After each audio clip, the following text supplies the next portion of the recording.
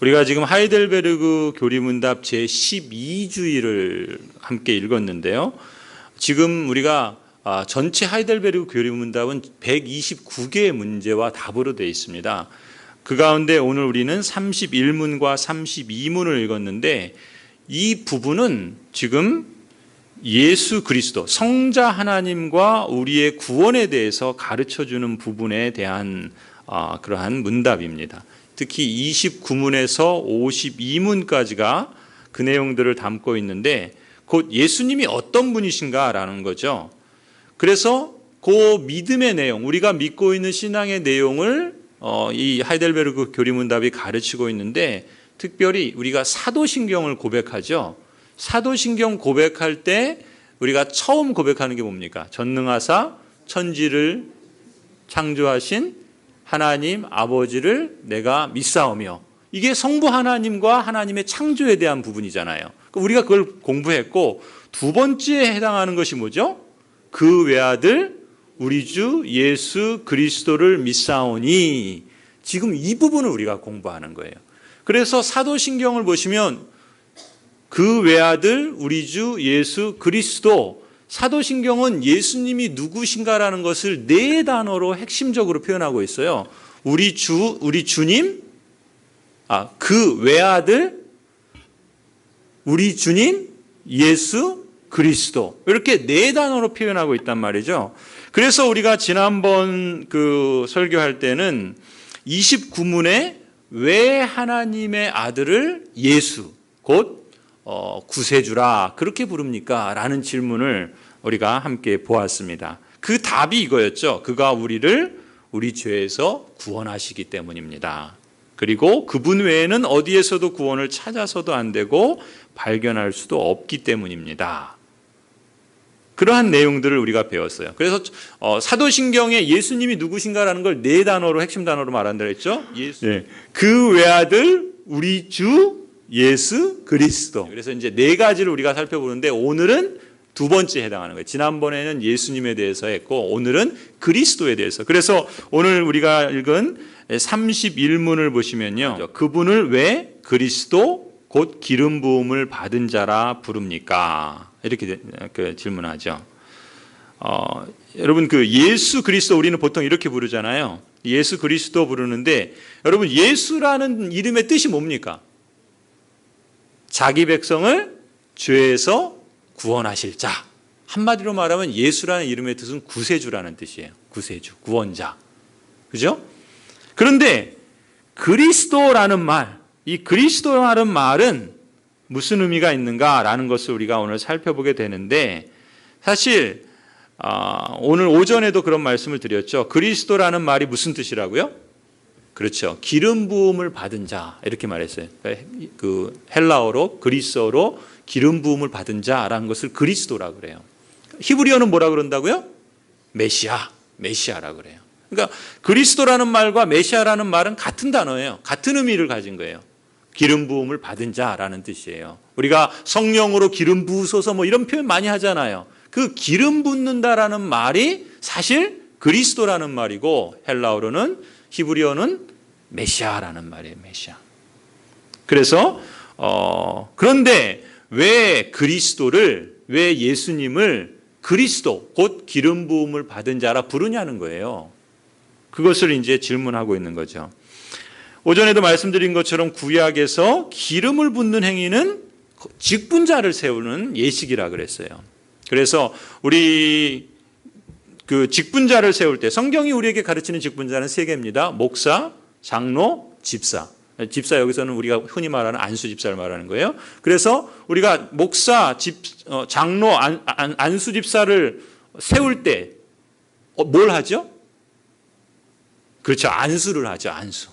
목사, 장로, 안수 집사를 세울 때, 임직할 때 안수합니다. 다른 직분은 안수하지 않아요. 그런 것처럼 구약에서 직분자를 세울 때 뭘 한다고요? 기름을 붓는다고요. 그러니까 기름 붓는 것이 어떤 특별한 예식을 말하는 거예요. 직분자를 세울 때. 어떤 직분자를 세운다고요? 왕을 세울 때, 선지자를 세울 때, 제사장을 세울 때. 이 새 직분을 세울 때 구약에서는 기름을 부은다. 그렇게 말을 했습니다. 여러분, 예수 그리스도, 우리는 그냥 입버릇처럼 이렇게 묶어서 말하잖아요. 그러면은 예수 그리스도라는 말은 무슨 의미냐 하면은, 일단 예수는 뭐예요? 하나님의 아들이 육신을 입고 이 땅에 오신 그분의 이름이 예수예요. 그렇죠? 제 이름이 이부형이잖아요. 저를 이렇게 쓸 때 이부형 목사 이러죠. 그러면 이부형은 뭡니까? 제 이름이죠. 목사는 뭐예요? 제 직분이죠. 마찬가지예요. 예수 그리스도라고 할 때는 예수는 하나님의 아들이 육신을 입고 오신 그분을 예수라 부르는 거고, 그리스도라는 말은 그 예수가 좀 표현이, 예수님이 어떤 직분을, 어떤 역할을 하시는가에 대한 호칭이에요. 그러니까 예수 그리스도 할 때는 하나님의 아들이신 그 예수라는 분이 그리스도라는 그 기름 부음 받은 자로서의 직분을 하신다라고 말할 때 예수 그리스도라고 부르는 거라는 거죠. 그러니까 이부영 목사하면 딱 구분이 되죠. 이부영은 이름, 목사는 직분, 이런 것처럼 예수 그리스도는, 예수는 이름, 그리스도는 직분, 이렇게 말한다는 거예요. 자, 그래서 이 직분과 관련해서 사용하는 표현이 바로 그리스도라는 말이고 기름 부음을 받은 자라는 뜻인데, 이 직분과 관련해서는 세 가지가 중요합니다. 세 가지가 뭐가 중요하면, 직분자를 세울 때 누가 직분자를 세우냐는 거예요. 누가 세우느냐, 이게 첫 번째고요. 두 번째는 뭐겠습니까? 그 직분자를 어떤 방식으로 세우느냐. 그리고 세 번째는 그 직분자를 무슨 목적으로 세우느냐.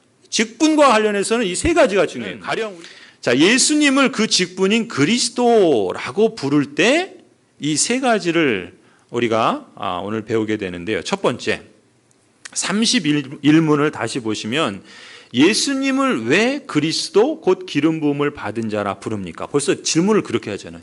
왜 예수님을 그리스도라고 부릅니까? 라는 거예요. 그 답을 보면, 이 하이델베르그 교리문답의 제31문을 보면 벌써 누가 세우는지, 어떻게 세우는지, 무엇을 위해서 세우는지가 다 담겨져 있습니다. 한번 그 내용을 우리가 한 줄씩 보게 될 건데요. 첫 번째 줄의 답변을 보시면 예수님을 왜 그리스도라고 부릅니까? 첫 번째 답, 왜냐하면, 우리 그 한 줄만 같이 한번 읽어보실까요? 같이 읽겠습니다. 시작. 왜냐하면 그분은 성부 하나님으로부터 임명을 받고 성령으로 기름 부음을 받으셨기 때문입니다. 뭘 얘기하죠? 누가 세웠고 어떻게 세웠느냐를 말씀하고 있죠. 첫 번째, 누가 예수님을 그리스도 곧 메시아로 세우셨습니까? 누구죠? 성부 하나님이 세우신 거예요.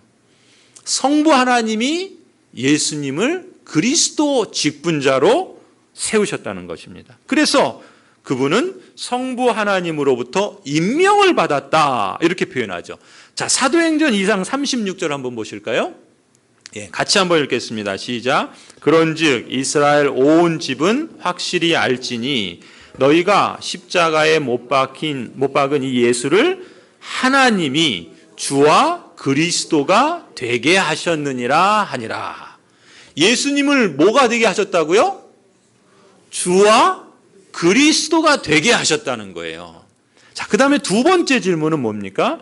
그럼 어떻게 예수님을 그리스도로 세우셨는가라는 질문이겠죠. 어떻게 세우셨는가? 자, 두 번째 아까 읽은 부분에 뭐라 그랬죠? 성령으로 기름 부음을 받으셨기 때문에 예수님을 그리스도라 부른다 그랬어요. 곧 예수님이 어떻게 그리스도로 세워졌는가?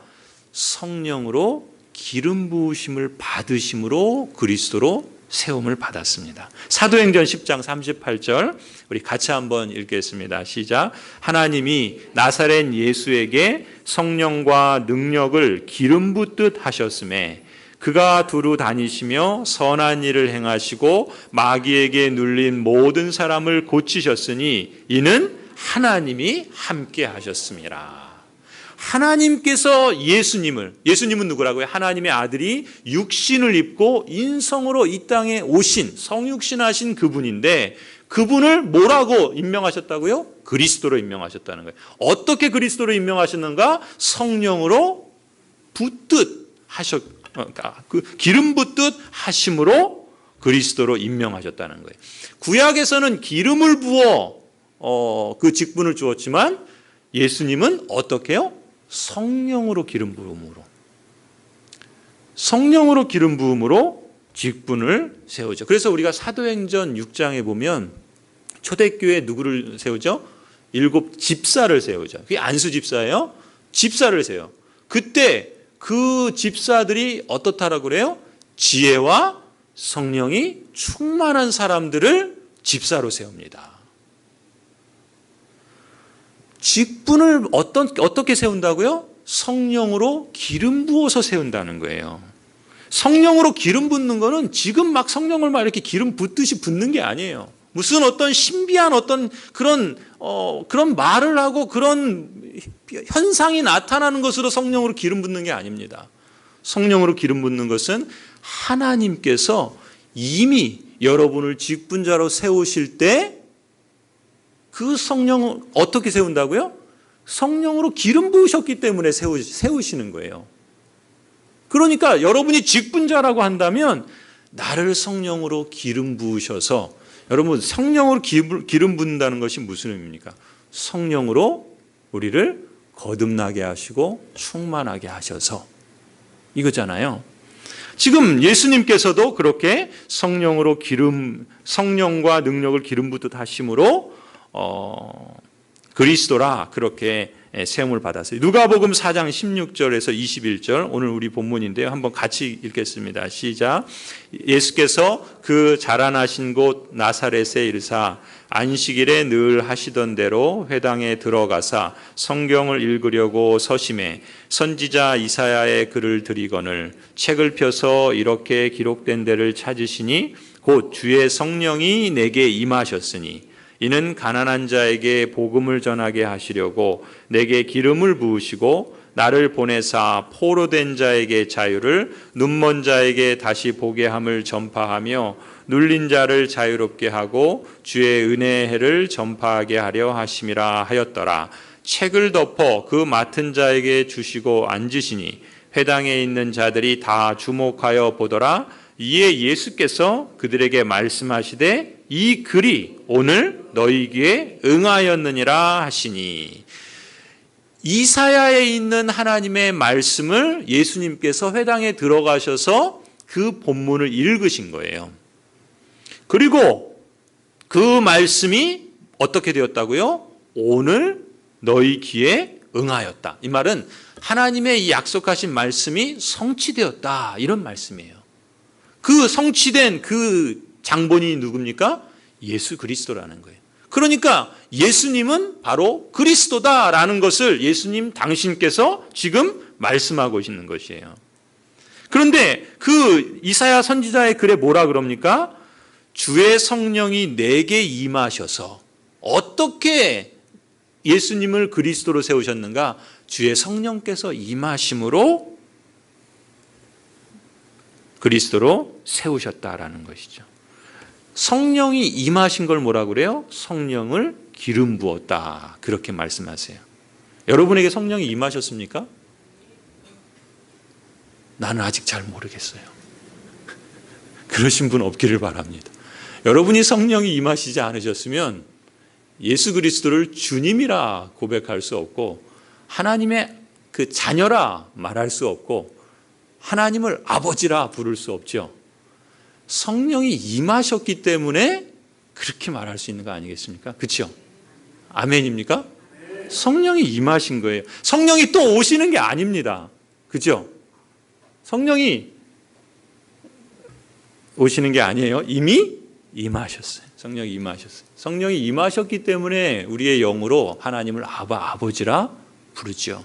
성령이 임하셨기 때문에 우리 안에 내주하고 계시지 않습니까?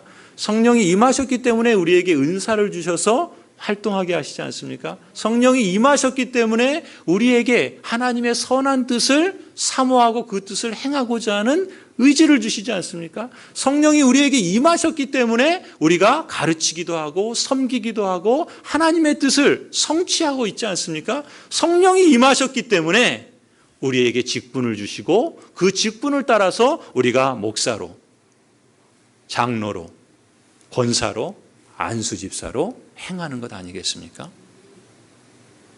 성령이 임하심으로, 성령으로 기름 부으심으로 세우신 직분, 바로 그리스도도, 예수님도 그리스도로 그렇게 세움을 받았다는 것이죠. 자, 이제 마지막 세 번째. 이제 세 번째는 뭐예요? 첫 번째는 뭐라고 그랬습니까? 누가 세웠는가? 그죠? 하나님이 세우셨어요. 성부 하나님이.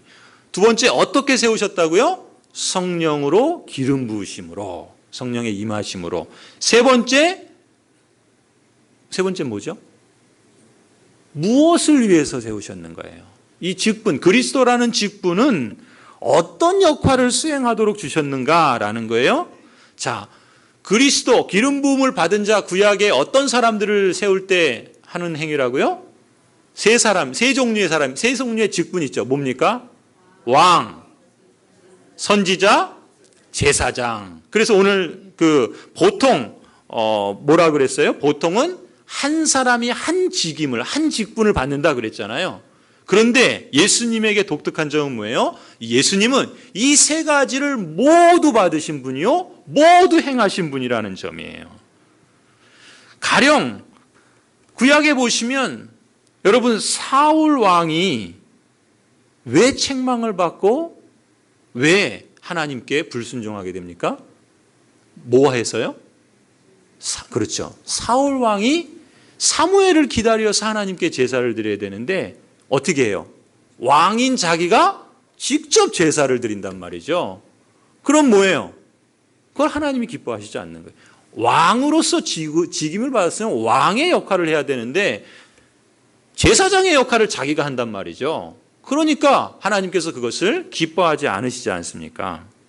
심한 책망을 하나님으로부터 사무엘을 통하여 받게 되죠. 왕이라고 해서 제사장 역할을 할 수 있는 게 아니에요. 그죠? 또 왕도 선지자로부터 하나님의 말씀을 들어야 하는 사람인 거예요. 그러니까 그 직분을 따라서, 그래서 우리가 그 직분 교육을 할 때 뭐 했습니까? 목사의 직분은 뭘까요?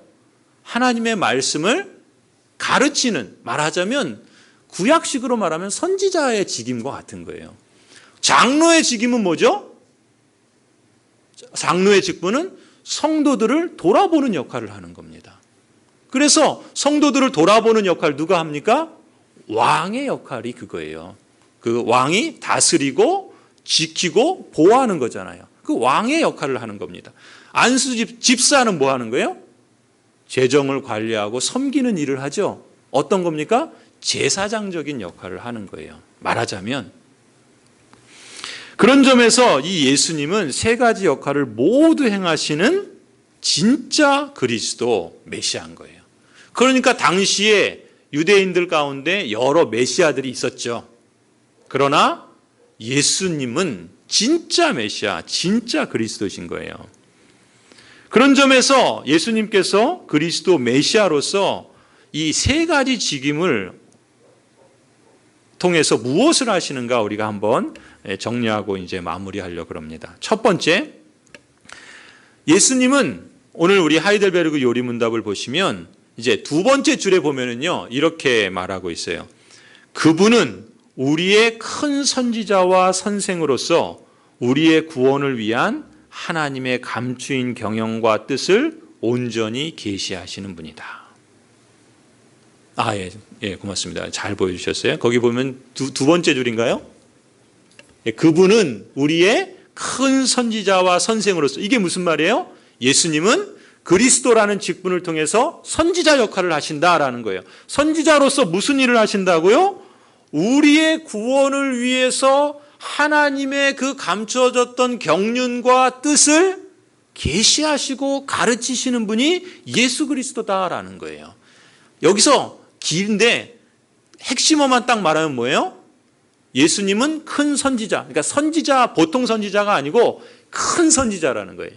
가장 크신 선지자인데 그 선지자로서 우리에게 하시는 역할이 뭐냐? 한마디로 말하면 뭐라고 그래요? 거기서 가장 중요한 단어는 계시입니다. 계시. 계시해 주는 거예요. 계시라는 말은 감춰져 있던 것을 드러내 알려주시는 거예요. 예수님이 선지자로서 우리에게 계시해 주시는 분이라는 거예요. 그래서 예수님은 큰 선지자로서 계시하시는 역할을 하신다. 이렇게 말할 수 있어요. 자, 첫 번째, 예수님은 큰 선지자십니다. 이건 무슨 얘기냐면 큰 선지자라는 말은요, 보통의 선지자와 다르다는 거예요. 왜 다릅니까? 여느 선지자들, 여러 선지자들이 있잖아요. 여러 선지자들이 있는데 그 여느 선지자들과 다른 것은 보통의 선지자들은 하나님의 뜻을 받아서 그리고 전달하는 역할을 합니다. 그래서 선지자라는 말은요, 다른 말로 하면 예언자죠. 이 예언자라는 말을 우리가 오해하면, 예언은 뭐죠? 보통 여러분 어떤 생각하십니까? 예언하면 여러분 어떤 생각이 드세요? 예언의 은사 이렇게 말하면 여러분 뭐 생각하십니까? 말씀 안 하셔도 다 알아요. 예언하면 뭐예요? 앞으로 될 일을 말하는 사람, 이렇게 생각을 하시죠.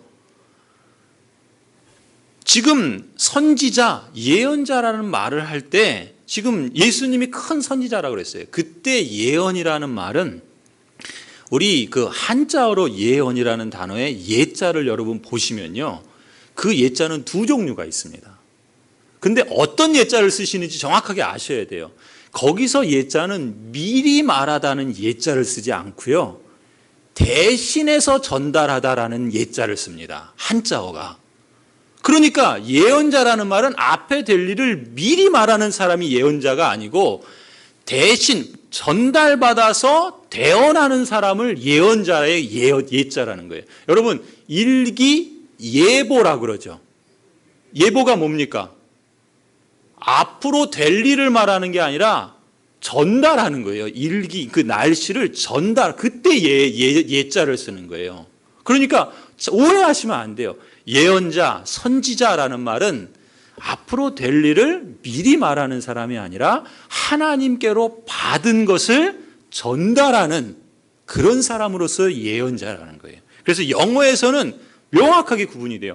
foretelling 한다고 그래요. 예언자는 foretelling은 미리 말하는 거예요. 말 그대로 미래 될 일을 미리 말하는 게 foretelling이에요. 근데 그 예언자라고 할 때는 foretelling이라고 그래요. forth라는 말은 앞으로라는 뜻이에요.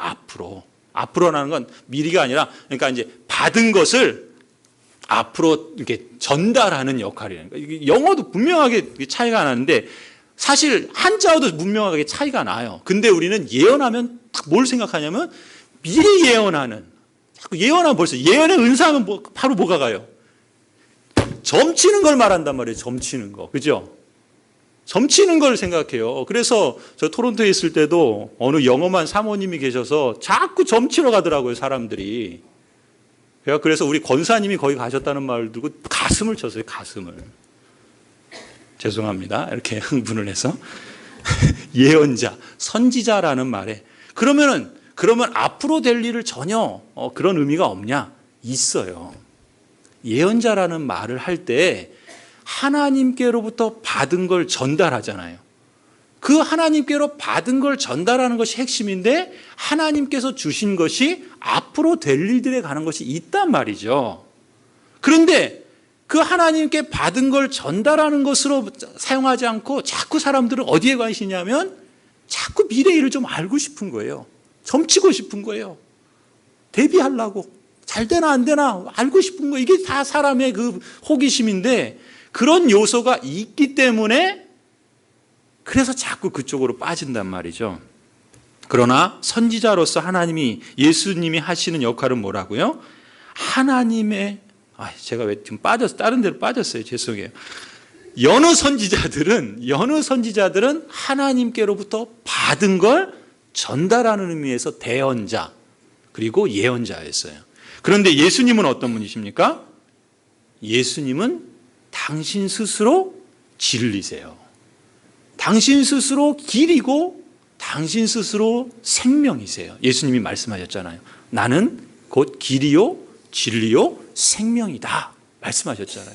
하나님의 아들이신 거예요. 그러니까 하나님께로부터 이게 대신 전달하는 사람이 아니라 예수님 당신이 곧 진리신 거예요. 그래서 태초에 말씀이 계셨는데 그 말씀이 하나님과 함께 계셨고 그 하나님이 곧 누구라고요? 예수 그리스도시다. 요한복음 1장에 그렇게 시작하잖아요. 그런 점에서 예수님은 큰 선지자라는 거예요. 크다라는 말은 이렇게 키가 이렇게 조금 더 크다는 게 아니라 비교가 안 되고 가장 크신 선지자라는 말을 하고 있는 겁니다. 사도행전 3장 22절을 한번 보실까요? 사도행전 3장 22절. 우리 같이 한번 읽겠습니다. 시작. 모세가 말하되 주 하나님이 너희를 위하여 너희 형제 가운데서 나 같은 선지자 하나를 세울 것이니 너희가 무엇이든지 그의 모든 말을 들을 것이니라. 이 말씀은 모세가 한 겁니다. 그래서 모세가 선지자로서 하나님께서 자신과 같은 선지자를 세우실 것이라는 거예요. 그분이 누구시냐? 바로 예수 그리스도십니다. 그게 이제 사도행전에서 이제 그렇게 모세가 했던 말을 이제 드디어 예수 그리스도를 통해서 성취되었다라는 것을 말하고 있는 거예요. 요한복음 1장 18절 같이 읽겠습니다. 시작. 본래 하나님을 본 사람이 없으되 아버지 품속에 있는 독생하신 하나님이 나타내셨느니라. 하나님을 나타내시는 분이 누구라고요? 독생하신 예수님, 곧 예수 그리스도. 바로 예수님께서 하나님을 나타내시는 거예요. 사람이 하나님을 나타낼 수 있습니까? 없어요. 예수님은 선지자로서, 큰 선지자로서 하나님을 나타내 주십니다. 그래서 예수님은 이렇게 큰 선지자이신데 큰 선지자로서 무엇을 하시는가? 하이델베르크 교리문답에 이렇게 말해요. 예수님은 큰 선지자로서 우리의 구원을 위한 하나님의 경륜과 뜻을 계시해 주신다. 근데 그것이 감추어졌던 것인데 그것을 이제 드러내 주셨다. 그래서 우리의 구원을 위한 하나님의 감추인 경영과 뜻을 온전히 계시해 주신다. 골로새서 1장 26절 27절을 한번 같이 읽겠습니다. 시작. 이 비밀은 만세와 만대로부터 감추어졌던 것인데 이제는 그의 성도들에게 나타났고 하나님이 그들로 하여금 이 비밀의 영광이 이방인 가운데 얼마나 풍성한지를 알게 하려 하심이라. 이 비밀은 그리스도시니 곧 영광의 소망이니라. 비밀이 감춰졌던 것인데 드러났다는 거예요. 그래서 이게 헬라어로는 무스테리온인데 여러분 미스테리라는 말 알죠? 미스테리하다, 또 미스테리 뭐 이런 말 쓰잖아요. 그 말이 무스테리온에서 나온 건데 이게 오늘 성경에 나오는 비밀이라는 거예요. 비밀이라는 건 뭐예요? 우리는 비밀하면 뭡니까? 끝까지 감추어지는 거잖아요. 근데 원래 성경에서 말하는 비밀은 감추어졌던 건데 드러난 것을 무스테리온, 비밀이라 그래요. 근데 그 비밀이 누구라는 거예요? 예수 그리스도라는 거예요. 예수 그리스도. 예수님이 그리스도로서 즉 큰 선지자로서 드러내셨다. 그래서 성도들에게 나타났고 또 하나님이 그 영광의 풍성함이 얼마나 큰지를 예수님을 통해서 나타내셨다. 지금 이렇게 말하는 거예요. 그러니까 하나님의 그 경륜, 하나님의 그 뜻, 그것을 나타내 주시는 분이 예수님이시고 그 직분을 그리스도, 곧 선지자로서 하신 것이다. 이렇게 말하는 거예요. 에베소서 1장 9절 10절 같이 한번 읽겠습니다. 시작. 그 뜻의 비밀을 우리에게 알리신 것이요 그의 기뻐하심을 따라 그리스도 안에서 때가 찬 경륜을 위하여 예정하신 것이니 하늘에 있는 것이나 땅에 있는 것이 다 그리스도 안에서 통일되게 하려 하심이라. 그 뜻의 비밀을 그리스도 안에서 우리에게 알려주셨다. 그리스도께서 선지자로서 이 역할을 하셨다는 것이죠. 그러니까 우리가 하나님의 뜻을 알려면 어떻게 해야 됩니까? 예언자를 찾아가면 안 돼요. 이거는 사술입니다. 하나님이 십계명에서 금하신 거예요. 유다 백성들이 심판받은 것이 그 일을 했기 때문에 그 심판을 받았는데 그걸 찾아가면 안 돼요.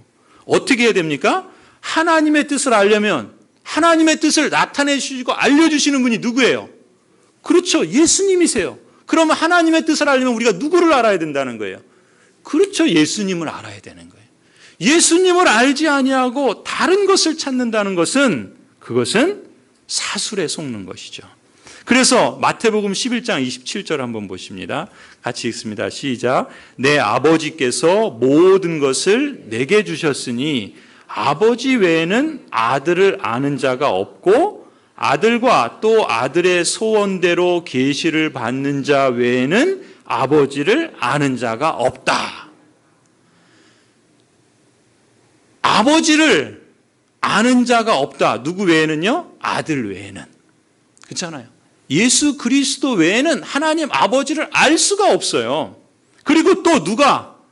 그 아들의 소원대로 계시를 받은 자. 이게 뭐예요? 예수 그리스도를 알므로 예수 그리스도께서 나타내 주신 그 계시를 깨닫고 알게 된 사람, 그 사람이 하나님 아버지를 알게 된다는 거예요.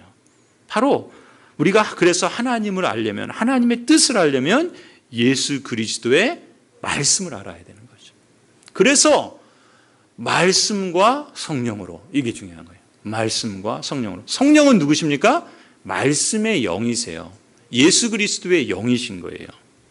자, 이렇게 예수 그리스도는 큰 선지자로서 우리에게 하나님의 뜻과 경륜을 계시해 주시고 알려주시는 분이시다. 이것이 첫 번째 선지자로서의 역할이에요. 두 번째, 대제사장으로서의 그 그리스도의 직분, 그 역할은 무엇인가? 이 하이델베르그 교리문답을 보시면 이렇게 말씀하고 있어요. 예수님은 우리의 유일한 대제사장으로서 그의 몸을 단번에 제물로 드려 우리를 구속하셨고 성부 앞에서 우리를 위해 항상 간구하신다. 예, 앞에 그 있는 것처럼 이제 두 번째 내용, 우리의 유일한 대제사장이다. 그리스도의 두 번째 직임은 대제사장적인 직임이에요. 그런데 여느 대제사장이죠. 여기서 이 표현에서 중요한 핵심 단어를 말하자면 유일한 대제사장과 제물 그리고 간구라는 표현입니다. 그러니까 예수님이 대제사장으로서 어떤 역할을 하셨는가? 제물이 되셨고 그리고 지금 간구하신다라는 거예요. 이걸 우리가 기억해야 돼요. 여러분, 우리가 이 땅을 살아가면서 소망과 위로를 발견할 수 있는 것은 예수님께서 우리의 대제사장이 되어주시기 때문입니다. 우리를 대신해서 제물이 되어주셨기 때문에 우리를 죄로부터, 그 사망으로부터 건져내 주신 것이 과거의 사실이라고 한다면 지금 예수님은 대제사장으로서 뭘 하신다고요?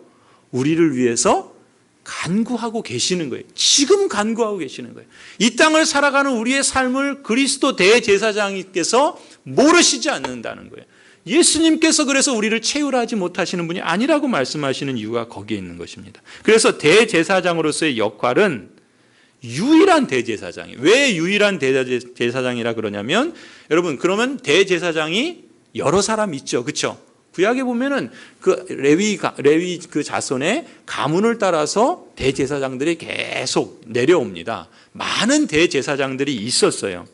그런데 그 가운데 예수님이 뭐라는 거예요? 유일한 대제사장이라는 거예요. 왜 그런가? 구약에 보면은 대제사장들은 뭘 합니까? 짐승으로 피를 가지고 하나님께 제사하죠. 그렇잖아요. 왜냐하면 피가 생명이 그 피에 있기 때문에 짐승으로 하나님께 제사하지 않습니까? 그러니까 백성들의 속죄를 위해서 피로 매년 반복해서 제사를 드립니다. 그리고 대제사장은 이렇게 백성들의 죄를 위해서 매년 반복해서 드릴 뿐만 아니라 자기를 위해서도 제사를 드려야 돼요. 왜냐하면 자신도 역시 연약한 인생이기 때문에 자신과 백성들을 위한 그 제물과 그 피로 하나님께 제사를 드리죠. 속죄를 위해서. 그런데 예수님은 어떻다고요? 오늘 그 하이델베르그 교리문답 보시는 것처럼 예수님은 죄가 없으시기 때문에 당신 자신을 위해서 속죄를 할 필요가 없어요. 죄가 없으시니까. 그리고 예수님은 짐승의 피로 제사 드리지 않고 누구의 피로? 당신의 피로 제사를 드린 거예요. 그래서 죄가 없으신 분이 그 당신의 피로 속죄 제물이 친히 되심으로써 이 여느 제사장들은 매년 반복해서 제사를 드려야 했지만 예수 그리스도는 죄가 없으신 분이기 때문에 당신의 피를 그 대속의 제물로 드리심으로써 단번에 영원한 제사를 드리셨다는 거예요. 그래서 더 이상 제사를 드리지 않는 겁니다. 그래서 우리가 안식일을 토요일로 지키지 않는 거예요. 물론 예수님께서 부활하신 그날이기 때문에 그렇지만, 그래서 예수님은 유일한 대제사장이에요. 다른 여느 대제사장과 비교할 수 없는 분이라는. 그래서 히브리서 9장 12절을 보시면요. 9장 12절 제가 읽어드릴게요. 9장 12절, 14절, 28절인데 염소와 송아지의 피로 하지 아니하고 오직 자기의 피로 영원한 속죄를 이루사 단번에 성소에 들어가셨느니라. 예수님을 두고 하는 말이에요. 그러니까 제사장들은, 여느 제사장들은 염소의 피로, 송아지의 피로 속죄의 제물을 드리고 그랬지만 예수님은 어떻게 해요? 당신의 피로 속죄의 제물이 되셨고, 그리고 그 한 번의 제사로, 예수님의 그 한 번의 제사로 영원한 속죄를 이루셨다라는 거예요. 그 다음에 14절, 하물며 영원하신 성령으로 말미암아 흠없는 자기를 하나님께 드린 그리스도의 피가 어찌 너희 양심을 죽은 행실에서 깨끗하게 하고 살아계신 하나님을 섬기게 하지 못하겠느냐. 이 말씀은 뭐냐면요, 짐승의 피도 우리의 죄를 속죄하는데 하물며 죄 없으신 예수님의 그 흠없는 그 피로 어찌 우리의 죄를 속하지 못하겠느냐라는 거예요. 그 다음에 이와 같이 그리스도도 많은 사람의 죄를 담당하시려고 단번에 들이신 바 되셨고 구원에 이르게 하기 위하여 죄와 상관없이 자기를 바라는 사람들에게 두 번째 나타내시리라. 그리스도의 속죄와 그리스도께서 이제 다시 오심에 대해서 말씀하고 있어요. 히브리서 10장 12절 14절 이 부분은 우리 같이 한번 읽겠습니다. 히브리서 10장 12절 14절 시작. 오직 그리스도는 죄를 위하여 한 영원한 제사를 드리시고 하나님 우편에 앉으사 그가 거룩하게 된 자들을 한 번의 제사로 영원히 온전하게 하셨느니라. 그래서 예수님이 제사장이다라고 했을 때 중요한 건요, 한 번의 제사로 영원한 속죄를 이루셨다는 거예요. 그것이 예수님께서 유일한 대제사장으로서 우리의 죄를 속하신 그러한 직임을 감당하신 거고요. 그래서 시편 110편 4절을 보시면 여호와는 맹세하고 변하지 아니하시리라 이르시기를 너는 멜기세덱의 서열을 따라 영원한 제사장이라 하셨느니라. 누가? 예수님이 영원한 제사장이라는 거예요. 자, 그러면요, 이제 예수님께서는 영원한 제사장으로 우리의 속죄의 제물이 되시고 우리의 죄를 대속하셨는데 또 예수님이 대제사장으로서 하시는 역할이 있다고 그랬죠. 무엇입니까? 중요한 거예요. 뭐죠? 우리를 위해서 간구하고 계신다라는 거예요. 로마서 8장 34절 같이 한번 읽겠습니다. 시작. 누가 정죄하리요?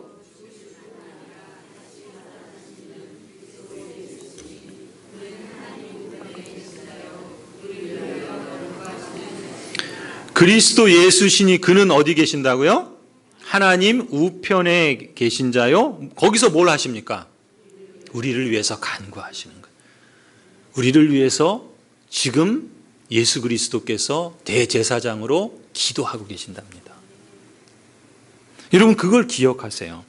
히브리서 7장 25절 그러므로 자기를 힘입어 하나님께 나아가는 자들 그 사람들을 온전하게 구원하실 수 있으니 이는 그가 항상 살아계셔서 그들을 위하여 간구하시기 때문이라는 거예요. 요한일서 2장 1절 나의 자녀들아 내가 이것을 너희에게 쓰면 너희로 죄를 범하지 않게 하려 함이라. 만일 누가 죄를 범하여도 아버지 앞에서 우리에게 대언자가 있으니 곧 의로우신 예수 그리스도시라.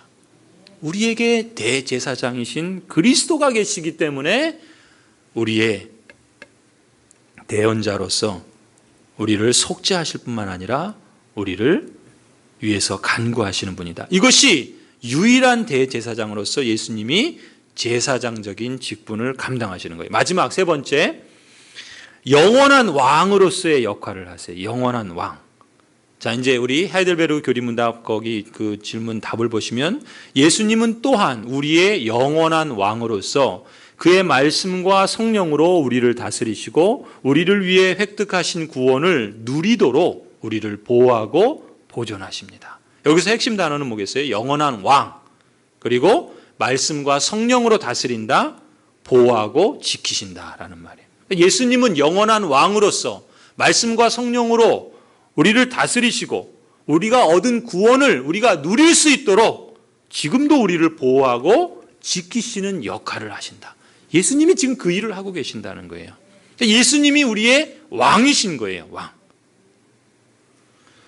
여러분, 보통의 왕과 다른 왕이죠. 보통의 왕은요, 그 권력과 지위로 다스리는데 예수님은 뭐로 다스린다고요? 말씀과 성령으로 다스려요. 그래서 예수님이 다스리는 하나님의 나라는 이 세상에 속하지 않고 하늘에 속한 나라죠. 그것은 무슨 말인가? 부패하고 무너질 나라가 아니라는 말이에요.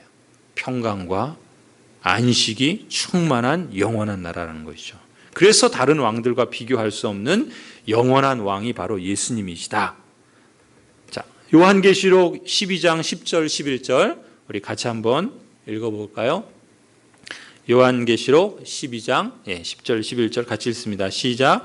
내가 또 들으니 하늘에 큰 음성이 있어 이르되 이제 우리 하나님의 구원과 능력과 나라와 또 그의 그리스도의 권세가 나타났으니 우리 형제들을 참소하던 자 곧 우리 하나님 앞에서 밤낮 참소하던 자가 쫓겨났고 또 우리 형제들이 어린 양의 피와 자기들이 증언하는 말씀으로써 그를 이겼으니 그들은 죽기까지 자기들의 생명을 아끼지 아니하였도다. 아멘.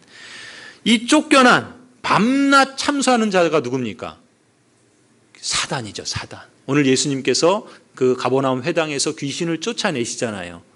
바로 예수님께서 왕으로서 그 사단의 권세를 쫓아내시는 거예요. 그래서 하나님의 나라, 그 하나님의 나라의 핵심은 뭐라고요? 다스림과 통치라고 그랬죠. 하나님의 다스림과 통치가 기존에는 모든 사람은 죄 아래에 있어서 사단의 권세 아래에 있어요. 공중 권세 잡은 자의 수하의 노래 노릇하고 있는 거예요. 그래서 죄를 지으면 그 삭스로 사망을 줍니다. 모든 사람이 죽는 이유가 거기에 있어요. 그런데 예수님께서 왕으로서 이 땅에 오셔서 왕의 역할을 하시는 거예요. 어떤 역할을 하신다고요? 그 사단의 권세를 내쫓으시는 거예요. 귀신을 내쫓으신다는 건 뭡니까? 실제로 귀신을 내쫓으시기도 하시고, 그 말은 달리 표현하면 하나님의 나라가 임했다라는 거예요. 기존에는 그 사단에 사로잡혀서 귀신이 들렸다라는 말은 뭡니까? 사단의 지배 아래 있다는 거예요. 우리가 그 알코올 중독에 걸리면 어떻게 됩니까? 알코올이 우리를 지배하죠. 뭐 마약 중독에 걸리면 마약이 우리를 지배하죠. 그게 중독이라는 건 뭐예요? 거기에 다스림을 받고 있는 거예요. 우리 오늘 마가복음에도 귀신 들려서 그 사람이 어떻게 돼요? 그 사람은 자기가 자신의 삶을 주관하는 게 아니라 그 사단의 권세가 그 사람을 다스리고 있는 거예요. 그러니까 그걸 두고 그 공중 권세 잡은 자의 수하에 있다라고 그러는 거예요.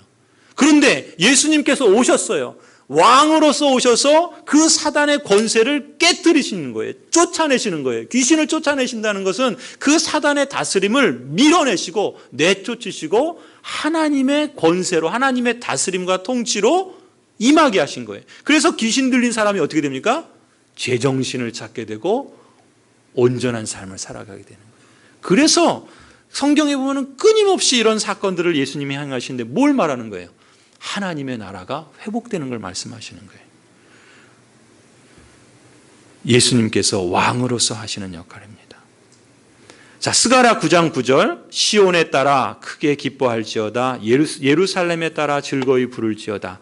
보라, 내 왕이 내게 임하시나니 그는 공의로우시며 구원을 베푸시며 겸손하여서 나귀를 타시나니 나귀의 작은 것 곧 나귀 새끼니라. 예수님께서 예루살렘 입성하실 때 어떻게 하세요? 나귀를 타고 가시죠. 왜요? 왕으로서 입성하시는데 그 왕은 겸손하고 또 공의로우시며 구원을 베푸시는 스가랴 선지자가 예언했던 그 말씀을 이루시는 바로 그분이 예수님이다라는 것을 성취하는 거예요. 이렇게 예수님은 왕으로서 다스리셔서 우리를, 사단의 권세 아래 있던 우리를 거기서 건져내셔서 사단의 권세는 멸하시고 쫓아내시고 그리고 우리를 하나님의 다스림 안에 두셨다는 거예요. 그러니까 우리가 하나님 안에, 하나님의 다스림 가운데 살아갈 때 우리는 누구의 권세 아래 있는 겁니까? 사단의 권세가 아니라, 귀신이 들려서 하는 것이 아니라 하나님의 권세 아래, 하나님의 통치 아래 살아가고, 그래서 우리는 하나님 나라의 시민이라는 거예요. 하나님 나라에 속한 사람으로 살고 있다는 거예요. 그런데 그 예수님은 왕으로서 또 어떤 역할을 하시냐면 우리에게 그 구원을 주셨는데, 하나님이 우리를 다스리도록 그 구원을 주셨는데, 그 구원을, 그 생명을, 그 하나님의 통치 아래 있는 그 샬롬을 우리가 누릴 수 있도록 왕으로서 우리를 보호하시고 지키신다는 거예요. 그래서 누가복음 1장 33절을 보시면요, 영원히 야곱의 집을 왕으로 다스리실 것이며 그 나라가 무궁하리라. 요한복음 10장 28절, 내가 그들에게 영생을 주노니, 요한복음 넘겨주세요. 10장 28절. 내가 그들에게 영생을 주노니 영원히 멸망하지 아니할 것이요 또 그들을 내 손에서 빼앗을 자가 있습니까? 없다. 왜요? 예수님께서 왕으로서 지금 우리를 붙잡고 지키시고 보호하시기 때문에 그렇다는 거예요. 그러니까 사단이 우리를 뺏을 수 없습니다. 하나님의 사랑에서 우리를 끊을 수 없어요. 왕으로서 예수님이 그 일을 하시고 있기 때문에 그렇다라는 거예요. 그러니까 요약하면 뭡니까? 우리가 예수 그리스도 이렇게 부를 때 예수님은 그 이름의 뜻대로 우리를 구원하시는 구세주로 우리에게 찾아와 주시고, 또 예수님은 그리스도로서 세 가지 직임을 하시는데, 예수님은 큰 선지자로서 우리의 구원을 위해서 하나님의 뜻과 경륜을 계시해 주십니다. 예수님은 유일하신 대제사장으로서 자신의 몸을 단번에 제물로 드리셔서 우리의 죄를 구속하셨고 지금도 우리를 위해서 간구하십니다. 하나님 아버지 앞에서. 그리고 예수님은 영원한 왕으로서 말씀과 성령으로 우리를 다스리십니다. 그리고 우리가 받은 그 구원을 누려갈 수 있도록, 이 누린다는 건 뭐예요? 이 땅에서 온전한 샬롬을 우리가 맛보고 누리도록 우리를 지키시고 우리를 보호해 주신다는 것이죠. 예수 그리스도, 그분이 바로 우리의 주님이시다라는 것이 얼마나 감사하고 얼마나 영광된 부르심입니까? 여러분이 예수 그리스도를 부를 때마다 이 사실을 기억하시고 그리스도께서 지금도 그 역할을 행하고 계신다라는 것을 늘 그것을 잊지 마시기를 간절히 소원합니다. 기도하시겠습니다.